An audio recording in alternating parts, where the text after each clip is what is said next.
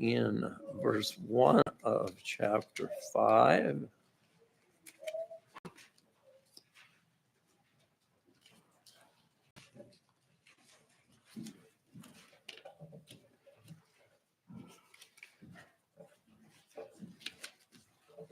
Don't mind me, I'm fiddling with my papers. If I don't mutilate them, I can't open them. The curse of shaking. Who knows? We'll muddle through. That's my job. 2 Kings 5, verse 1. Now Naaman, captain of the host of the king of Syria, was a great man with his master and honorable, because by him the Lord had given deliverance unto Syria. He was also a mighty man in valor, but he was a leper. Heavenly Father, as we study this account of Naaman, I pray that you would just help us to learn some things beneficial to our walk with you. I pray in Jesus' name, amen. So as we look here, Naaman is the captain of the Syrian army, Syria being a longtime enemy of not just Israel, the northern tribes, but also of Judah. If you remember, Ahab had defeated Syria in the past and let Ben-Hadad, their king, go, and God had appointed him to death. And so God was not pleased with Ahab. Ahab and Jehoshaphat went together to battle with the Syrians, and that is where Ahab died. Now, Jewish fables, because the Bible doesn't say, claim that the one who took a bow and shot at a venture, they say that was Naaman. I don't know how they come up with that, but we can come up with a lot of stuff if we want to think about it, I guess. Ahab died in that battle. And if you think about it, Naaman, the captain of the host, and his army won that battle because it was of the Lord. It was the Lord's will, remember, because he had his 400 prophets there telling him to go up, go up. And Micaiah came along and said, you're going to die in this battle. That's just life, but go ahead. You listen to your lying prophets and you are going to die. So they're enemies. And his position as the captain of the host has him spoken of as a great and an honorable man. The Bible tells us he was a mighty man of valor. I think he is the only Gentile that's spoken of. But we also read that of Gideon a few months back. Gideon was a man of valor, mighty man of valor. David also. According to Jewish legends, that's where I got that Naaman, killed Ahab. He shot the arrow. The thing is, Naaman is a great man by the world's standards, right? He's successful. He has power. He has all the things that he could ask of in the world, but he's a leper. He's cursed with a terrible disease that they couldn't cure back then. Today, it's easily taken care of. Man couldn't cure it back then. Leprosy now is known as Hansen disease. The change being because of the stigma associated with lepers. Remember, I heard of leper colonies when I was a kid. They used to separate them, put them there. Today, it's treatable. In the past, not so. 2 Kings 5:2. And the Syrians had gone out by companies and brought away captive out of the land of Israel a little maid. And she waited on Naaman's wife. And she said unto her mistress, would God my Lord were with the prophet that is in Samaria, for he would recover him of his leprosy. So the Syrians are going out in parties and they're raiding in Judah and the northern tribes. They're taking, just as the Midianites did, they're taking grain, they're taking cattle, they're taking their money, anything of value. They're just a band of thieves, is what we're talking about here, just coming in and taking stuff. And in all this, they brought out a young maid, an Israelite girl, young woman. And it appears as though she's been brought up knowing God. She could have very well came from a godly home, but she was taken from her family at an early age. What happened to her family? We don't know. Are they grieving the loss of their daughter? Or are they no longer on earth? We don't know. We're not told. We don't know if she was a present to Naaman from someone in the raiding party, or if Naaman bought her. But you know what?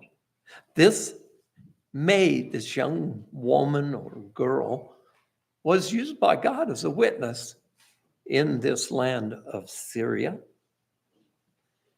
She had rough circumstances, taken from her family, used as a servant in Syria, but God used her. God had a purpose for her, even through all the troubled things in her life. She was a witness, taken captive, and now in Syria. And God allowed that tragedy. But he accomplished good with it. He tells us he'll work all things together for good to them that love God. And it seems like she had a pretty good relationship with Naaman's wife. They're conversing. We don't know. Naaman's wife may have been distressed over his condition. Maybe he was getting worse. It's degenerative disease. I won't describe all the horrible details of it, but it's not a pleasant way to die or pleasant way to live. And so the maid replies to her mistress, there's a prophet in Israel that could heal your husband. It's just too bad he's not here, because in Samaria, there's this prophet, and he could heal your husband of his leprosy. Sometimes people say stuff that can get other people in trouble, as we'll see in a minute here. And she's obviously, oh, yeah. So speaking of Elisha, he's the prophet that's in the land. And he was in different places, but he is known to be in Samaria. This maid probably heard of those miracles. You're not going to hide those miracles. If someone in Glen Rock's son passed away, like the widow woman's did, and Elijah raised him up, and then Elisha has raised up the woman's son, as we looked at last week, and those things are not hid. It's like the apostle. These things weren't done in a closet. These things were out in the open. People saw these miracles being worked.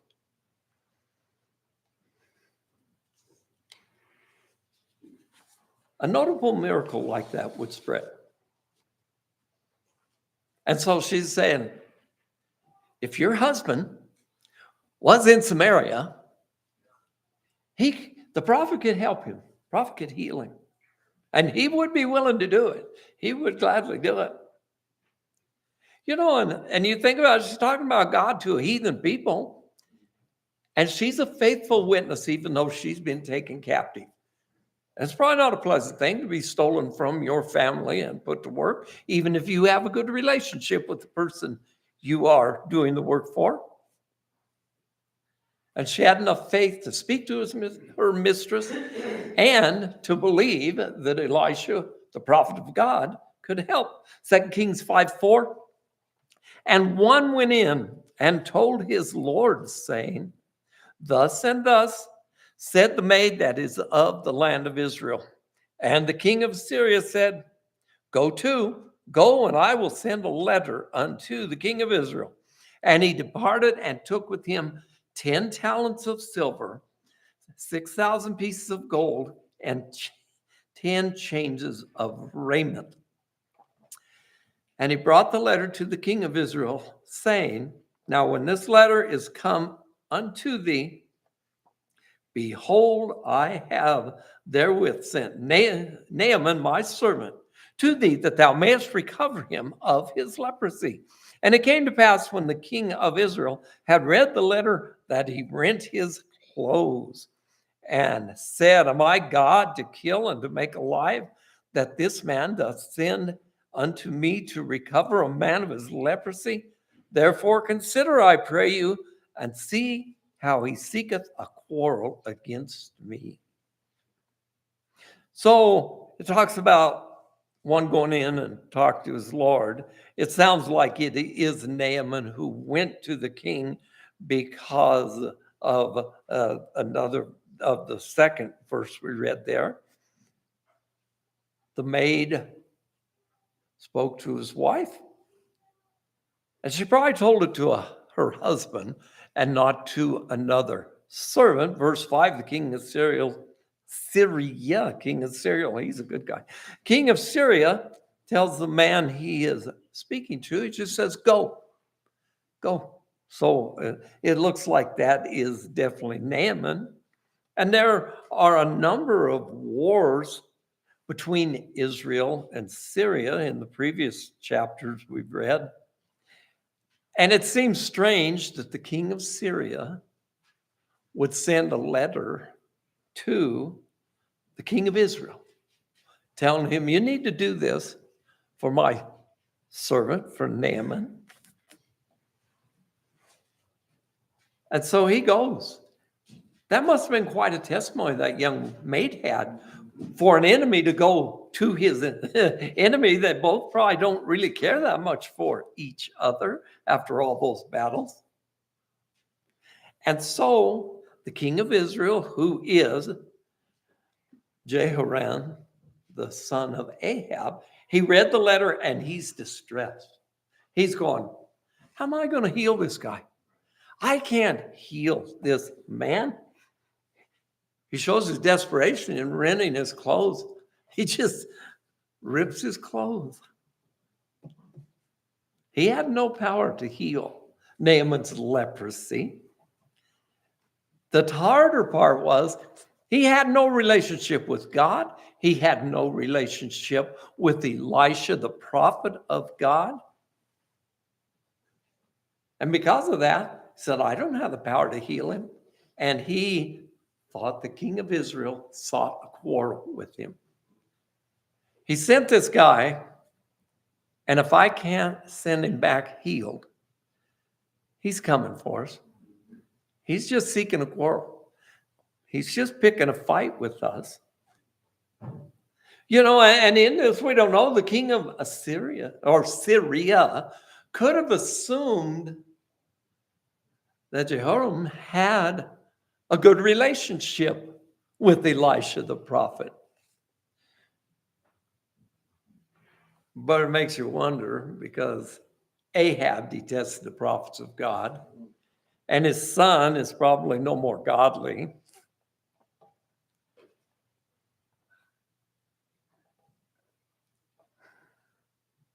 Second Kings 5:8. And it was so, when Elisha, the man of God, had heard that the king of Israel had rent his clothes, that he sent to the king, saying, wherefore hast thou rent thy clothes? Let him come to me now, and he shall know that there's a prophet in Israel. So Naaman came with his horses and with his chariot, and stood at the door of the house of Elisha. So the king rent his clothes. Elisha hears about it, and he went to the king. The king should have known God. The king should have known Elisha, should have known the miracles that God had been working through his prophet. But Jehoram didn't know the Lord. He had no faith in God, so he's desperate. This man's picking a quarrel with me. How am I going to heal? Do I have the power to make people dead or alive? He did one way, obviously. He could sentence people to death. So Elisha goes through and kind of rebukes him and says, send him to me. I'll take care of it. And when you do, he's going to know that there is a prophet in Israel, a true prophet of God, not the prophets of Jezebel, who is still alive, who still has her 400 prophets there. But the king of Israel was ignorant of the Lord. He, as the Bible said previously, he knew not the Lord. And so this man does not know the Lord. Because of Jehoram's ignorance, Naaman would have never known of the God of Israel or a prophet in Israel by what went on in the king's court. Now, this little maid knew, and she told Naaman's wife that there is a prophet in Israel, and he could help your husband. But by what went on in the palace, you would never know there was a God in Israel. So Naaman goes to Elisha's home because Elisha had told the king, send him to me. I'll take care of it. 2 Kings 5:10. And Elisha sent a messenger unto him, saying, go and wash in the Jordan 7 times, and thy flesh shall come again to thee, and thou shalt be clean. But Naaman was wroth, and went away and said, behold, I thought he will surely come out to me and stand and call upon the name of the Lord his God and strike his hand over the place and recover the leper. Are not Abana and Pharpar, rivers of Damascus, better than all the waters of Israel? May I not wash in them and be clean? So he turned and went away in a rage. Naaman shows up at Elisha's door. Elisha didn't even go out to meet him. He sent a messenger to talk to this guy. Let's give Elisha the benefit of the doubt. Maybe he's in there praying fervently that God will heal this man, that he will save them from the Assyrians. I do believe that Elisha felt that it was God's will to heal him, or he wouldn't have gone to the king and said, send him to me. And not going to the door probably aggravated Naaman to begin with, because this is an important man, and important people want to be noticed. He has a little pride to him. And Elisha tells him to do something really simple. Go in and out of the Jordan 7 times. Wash yourself 7 times. That's all he had to do. But he wasn't happy. First, the prophet didn't go out to see him. And he had probably washed thousands of times in rivers over his life, and had never got cleansed of that leprosy. And we need to be careful of this, because Naaman is seeking something from God, but God doesn't do it in the way he thought it should be done. And he's angry because he probably was going down the road, however long he was traveling, to get to King Jehoram. And he's probably thinking in his mind, because we do that, right? I mean, we're going somewhere and we're thinking how things are going to work out. You guys are working. You think when you're heading to work, this is going to happen this way and this is going to happen that way. Well, it doesn't always work out that way with God, because sometimes God has a different way of doing things than we do. You know, first of all, he thought the prophet would come out and discuss things with him. He'd pray to God and wave his hands, maybe lay hands on him and be thou healed, something, anything. But he didn't do any of those things. He just said, go wash 7 times in the Jordan River.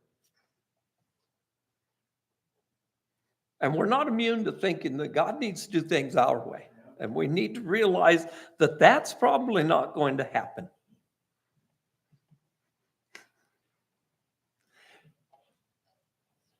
We shouldn't fret about how God does things. We should just be happy, blessed that he did, overjoyed that God answered our prayer. Might not have been the way we wanted, but God takes care of things. I'm sure with this great need in Naaman's, he probably wouldn't you? I mean, I would. There's a prophet in Israel, heal you. He's going along, he's going to do this and that, and I'm going to leave healed. I've had this for 20 years, but now or 5 years, I don't know, but I'm going to be healed. And because what Elisha did not meet the expectations of what Naaman wanted, he is angry. If the answer was in washing in a river, there were better rivers in Syria than the Jordan. 2 Kings 5:13. And his servants came near and spake unto him and said, my father, if the prophet had bid thee do some great thing, wouldest thou not have done it? How much rather then, when he saith to thee, wash and be clean? These servants had some courage, because they're going to a guy that may be the second most powerful man in Syria, who is not just angry, but he is in a rage. And generally, you don't want to talk to people when they're in a rage. You want them to calm down before you discuss things with them. But they go to him. They got to go talk to him. And it says his servants went to him. So they said, my father. It's not an endearing term in this instance. It's a term of honor and reverence and of submission. But the important thing is, they were bold enough to give him good advice when he needed to hear it. And there are times in our lives that we have to do that. We have family and friends and people we know that sometimes we have to say hard things to them. We have to tell them, this isn't going to work. You can't do that this way. God says to do it that way. You should do it that way. And in speaking to him, they said, if the prophet would have asked you to do some great deed, you would have done it. You would have killed yourself trying to get it accomplished so that you would be healed. But he asked you something really simple, really easy. Anybody can do it. And you rejected it. You got mad about it. If he would ask him to do a hard task, or if he would have said, give me all the money that you brought, a Naaman would have willingly gave it. And he would have done that. But it was too simple. What good is it going to do to wash in the Jordan River? How could it possibly work? How could I wash myself 7 times? I washed twice yesterday and it didn't do me any good. It was too easy. 2 Kings 5:14.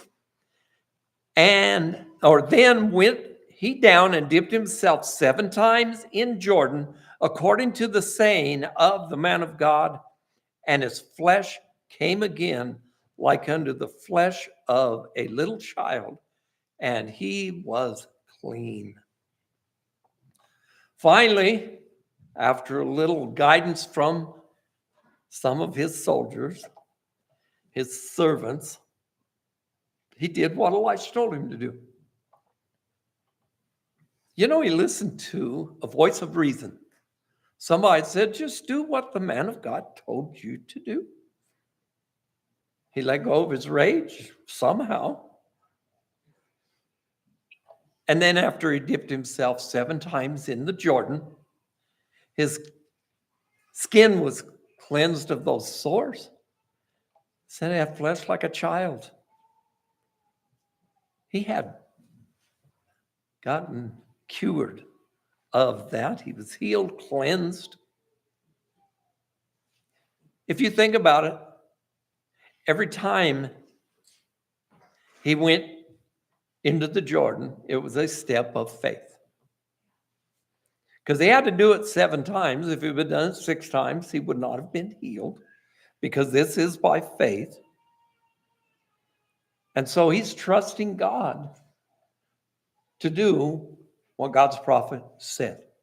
You dip yourself, you cleanse, wash yourself 7 times, you will be cured. He's used to everybody but the king submitting to him. And now he has to submit to God. He had to humble himself. And you know what? Because he turned from rage to obedience and walked by faith, he was healed. And God gave him a complete and miraculous healing. I'll bet that last time, boom, as soon as he hit the water and washed, he was cleansed. He came out of there with all the signs of leprosy gone. Elisha wasn't there when Naaman was healed. That would give God all the glory. It wouldn't be Elisha laying his hands on him, which he could have done. It was obvious that this healing came from God. 2 Kings 5:15. And he returned to the man of God, he and all his company, and came and stood before him and said, behold, now I know that there is no God in all the earth but in Israel. Now therefore I pray thee, take a blessing of thy servant. But he said, as the Lord liveth, before whom I stand, I will receive none.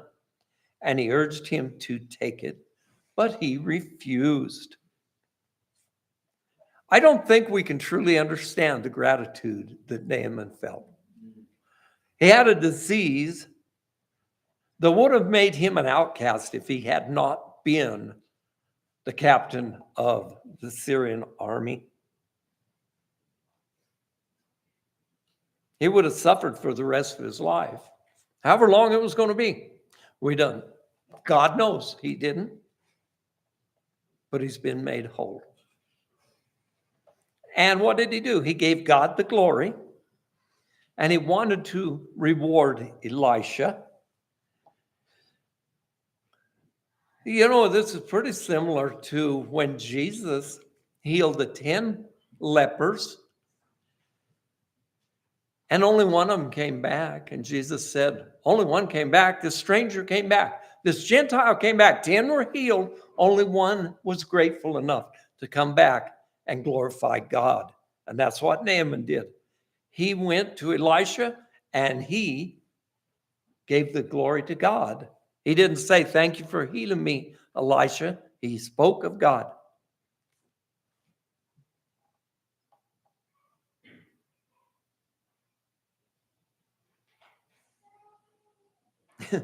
Naaman went from being in a rage over what the prophet told him to do,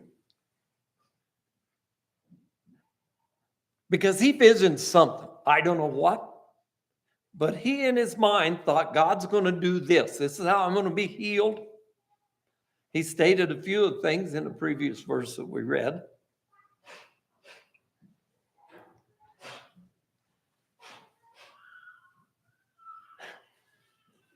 And he humbles himself. Now, instead of being mad at Elisha for not coming out, he says, I pray thee, take a blessing of thy servant. This captain of a great army tells Elisha, I'm your servant. He was humbled.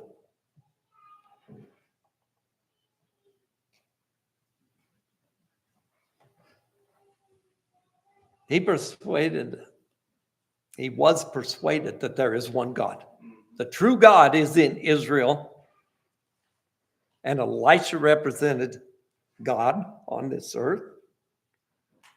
And Naaman only meant well in offering a reward to Elisha, was going to give him a blessing, he said.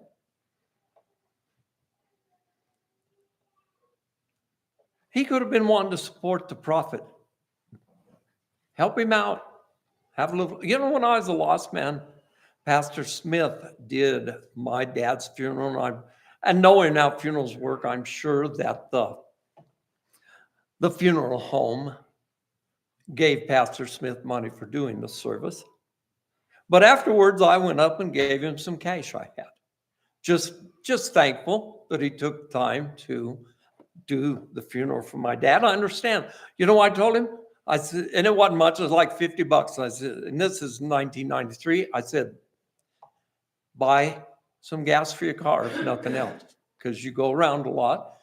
I know he visited mom a lot, came to the hospital a lot. And that could have been Naaman.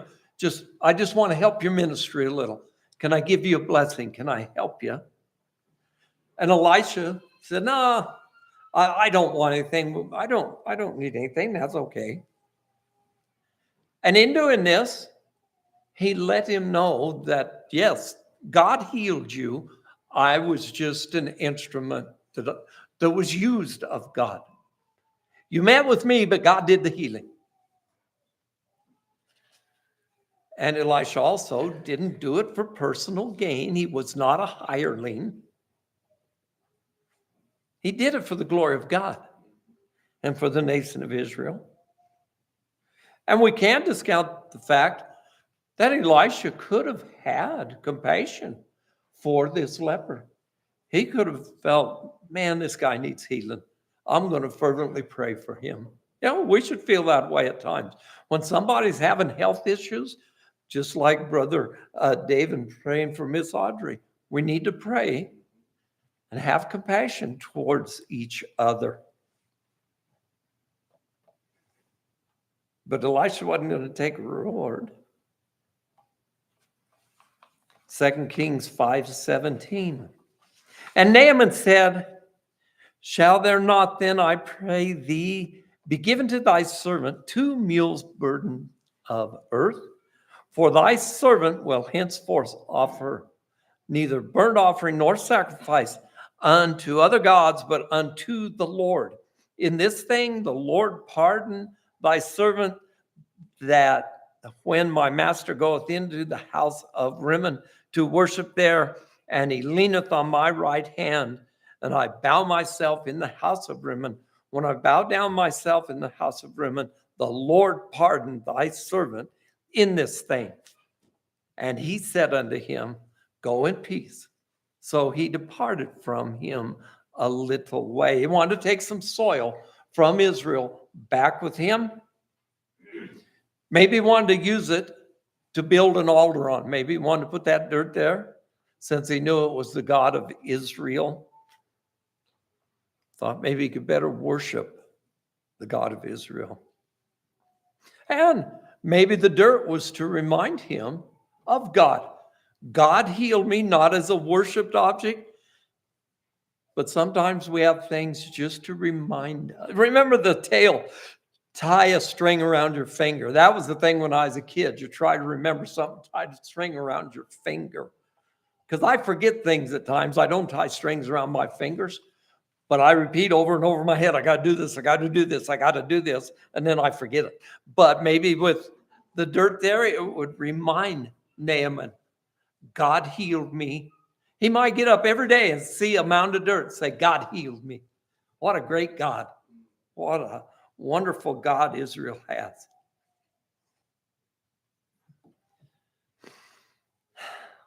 And being in office in Syria, he, it sounds like, accompanied the king into the house of worship. Whether the king actually needs somebody to lean on or he was just a companion, lean on him in that way.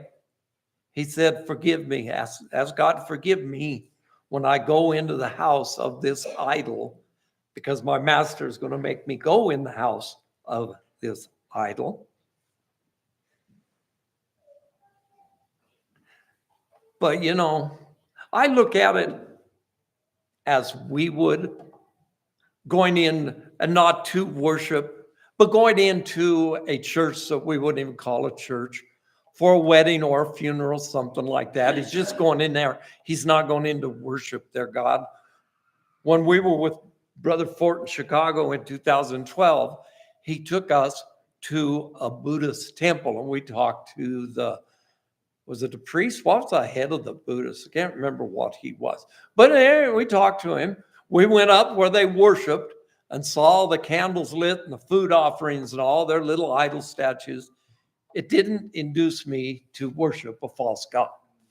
And so, some people are pretty critical of Naaman for not being a strong Christian and just saying, no, I'm not going in that house of your devil god, which would have got him killed. But he just asked forgiveness. Ask the Lord, forgive me when I go in the house with my master, or go into the house of Rimmon. And then Elisha told him to go in peace. God had healed him from his sin. And he had the most important healing. I believe that he got saved here. He was lost. When he came, he went away, made whole. The Lord talked about that a few times.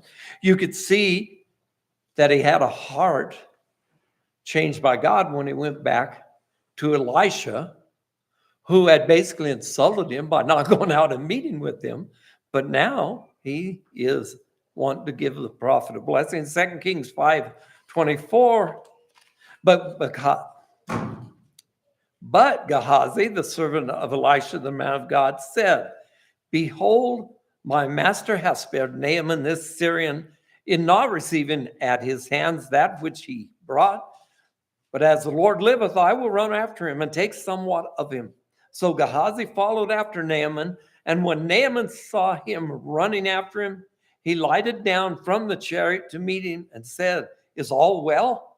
And he said, all is well. My master has sent me, saying, behold, even now there be come to me from Mount Ephraim 2 young men of the sons of the prophets.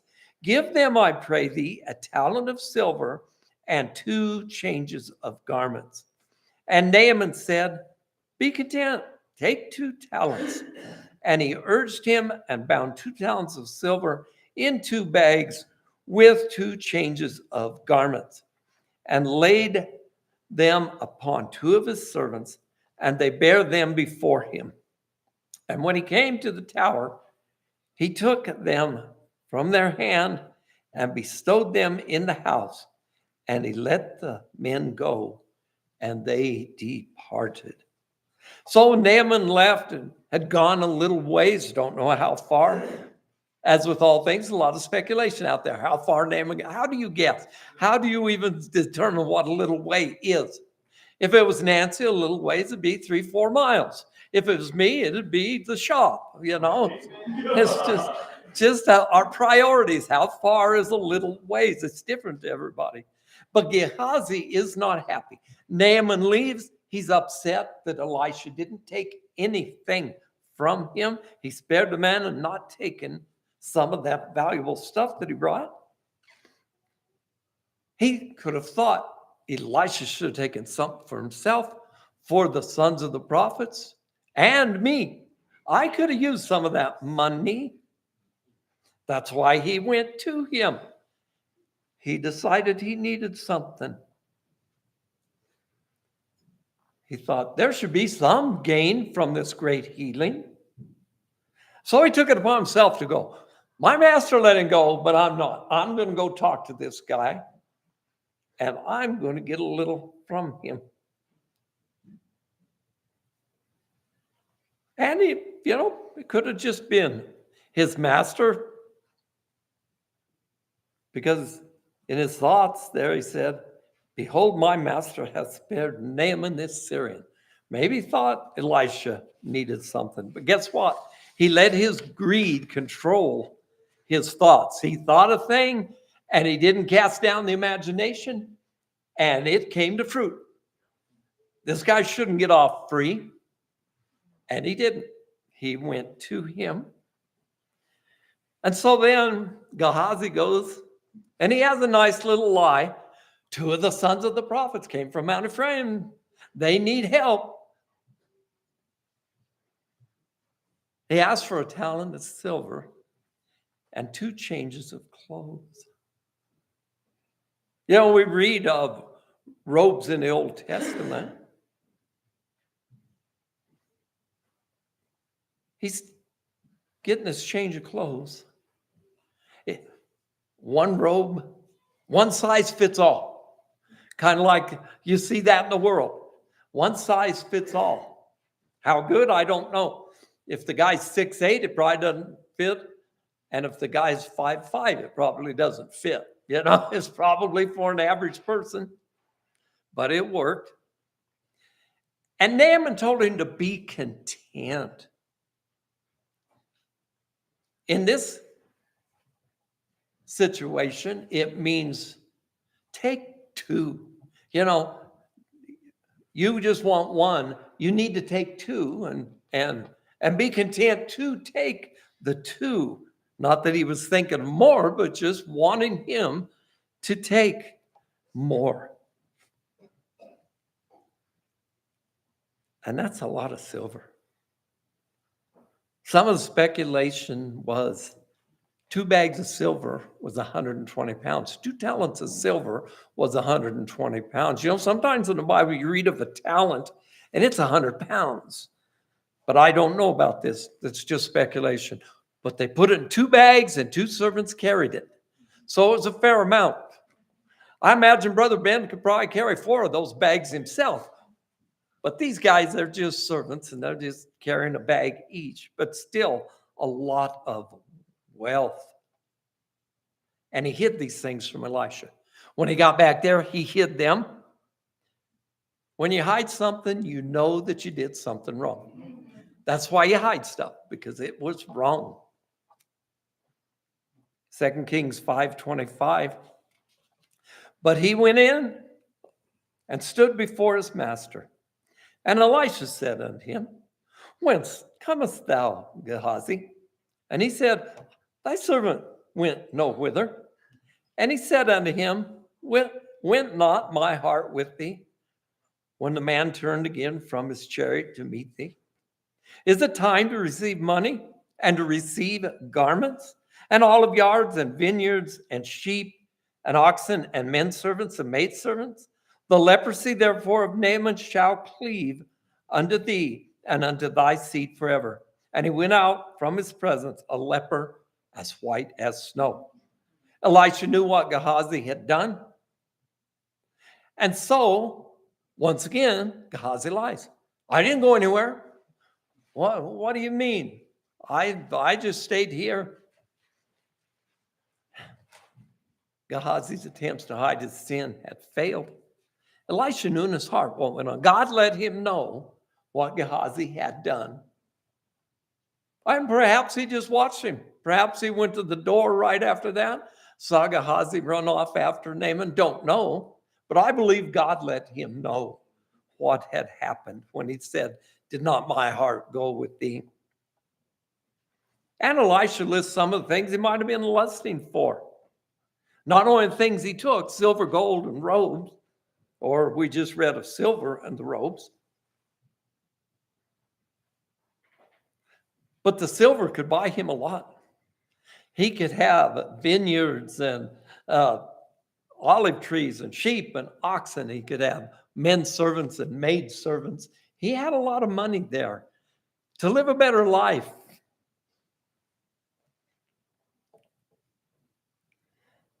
And Elisha confronts him. And in that confrontation, it's apparent that Gehazi went because of greed in his heart. He lusted for that stuff.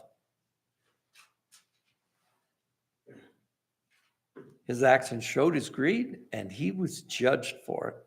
And you might say that's pretty harsh judgment.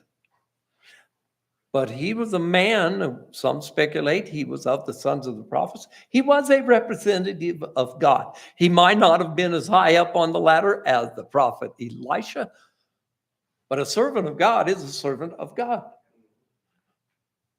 You don't have to have a position to live for God and to have a good testimony in your life for the Lord.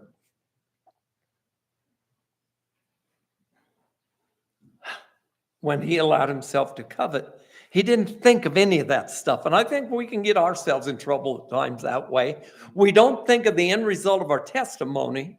You know, I'm sure we're all pretty careful about that. But there are times in life you might want to cut a corner, do something the easy way instead of standing for God. God let Gehazi have the silver and the ropes from Naaman. He also let him have the leprosy. Naaman, a man from a foreign nation, is healed. And Gehazi, an Israelite, a representative of God, is cursed. Integrity matters in life. Proverbs 16:8 says, better is a little with righteousness than great revenues without right. Elisha had great integrity. He said, no, God takes care of me. I don't need any of your silver and gold. That demonstrated that God's gifts can't be bought. It would have been a different thing if Elisha would have come out and said, God can heal you, but I want some silver and some gold and some clothes. But he didn't. And we shouldn't feel that way serving God ourselves.